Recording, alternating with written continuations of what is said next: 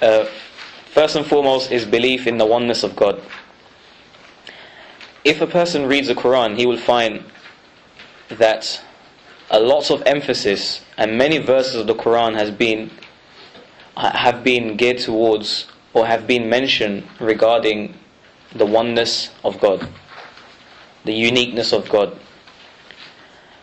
If we concentrate and look a bit deeper, you will find that in the 6th century of Arabia, where Prophet Muhammad was born, and he started receiving revelations in the 7th century, then the community that he was sent to, or the community that he was born in, were pagans, were idol worshippers. They believed in God, but they ascribed partners to Him. And in order to eliminate this, or in order to guide the people towards the oneness of God, many verses in the Quran were revealed. So that's why you will find many different approaches used in the Quran by God to reveal His oneness to man. Many examples were given, many verses were mentioned, so people can ponder and reflect and conclude that one God exists and there is no partner for that God. So this is the fundamental belief in Islam. In order for one to be a Muslim, he has to believe in the oneness of God. And this aspect is called Tawheed, monotheism, oneness. Muslims, and in Islam we use the term Allah for God. We use the term Allah for God.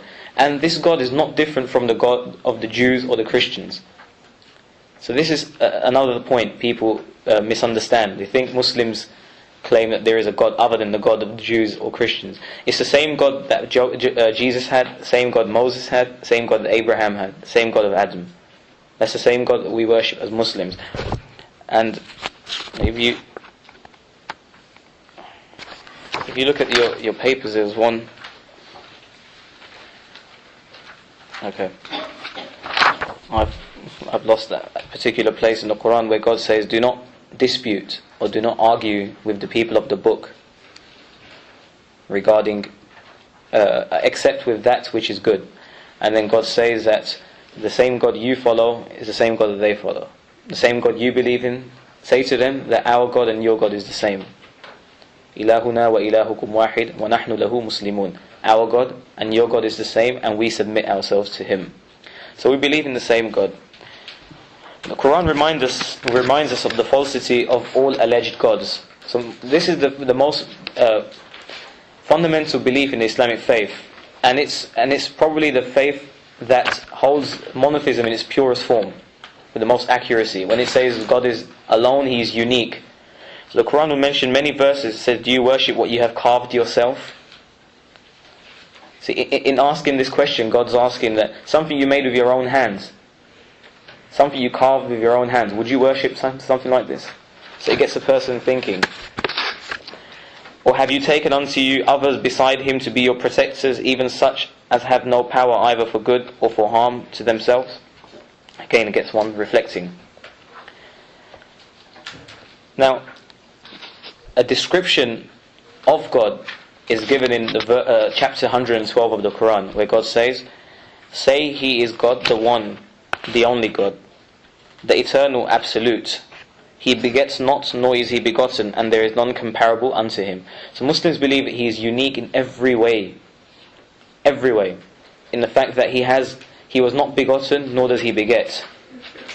In the fact that nobody looks like Him, He looks like nobody. Nothing is comparable to God. See, when we start to dwell into how God looks like and try to compare Him to man or to different objects, that's when we start to divert our attentions from the monotheistic belief that God is one and pure and unique. So we don't dwell into that topic, that subject. Okay.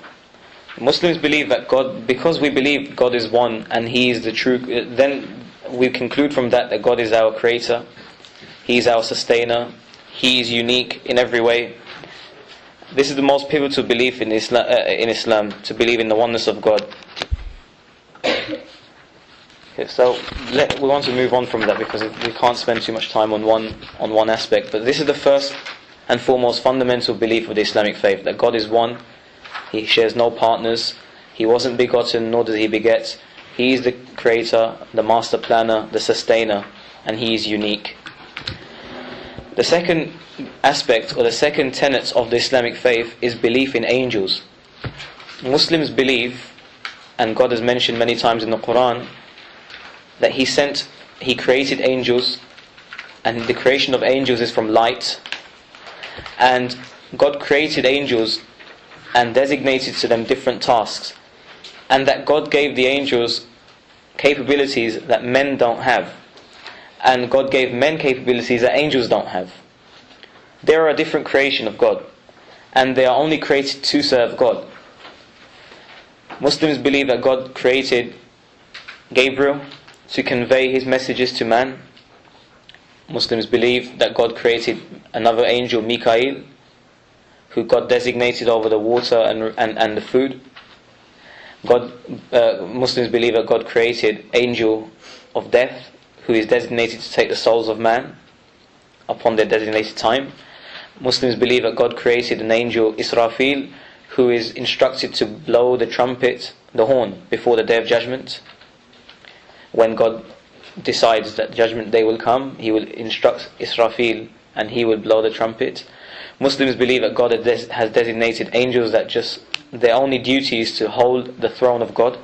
Muslims believe that some angels are created to record the deeds of man. So every person has two angels accompanying them at all times.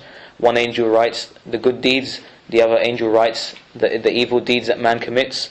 Muslims believe that there will be angels sent to our graves to pose questions to us as a test. So these are different angels that God has created. Some of them are only prostrating to Him, some of them are bowing to Him, some of them are making circumambulation around the house of God, which is in Mecca, Muslims believe.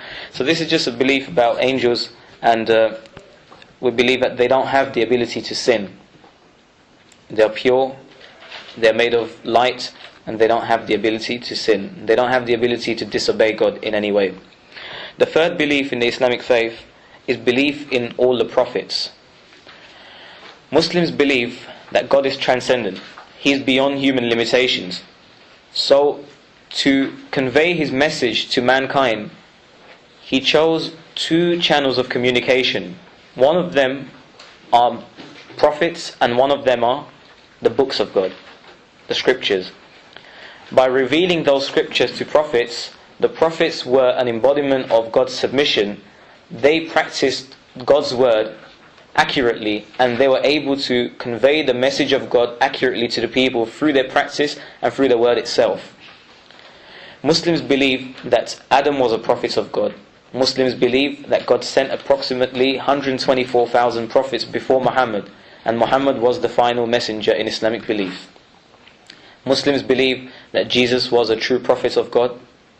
Muslims believe that Moses was a true prophet of God, Solomon was a true prophet of God, and that the most and majority of the prophets that were sent to the children of Israel. This is what the Islamic belief is regarding prophets. Muslims believe that prophets are infallibles, they don't commit sins. Because if they commit sins, then they cannot be ideal role models. But then there would be an argument from others who would say if they do sin, then that makes them more human-like and easier to follow. But you see, again, that's just a comparison between other beliefs. But in Islamic faith, we believe that prophets are infallible, they don't commit sin. Okay? They can make mistakes, a minor mistake, but they will not commit a sin which is deliberate to disobey God.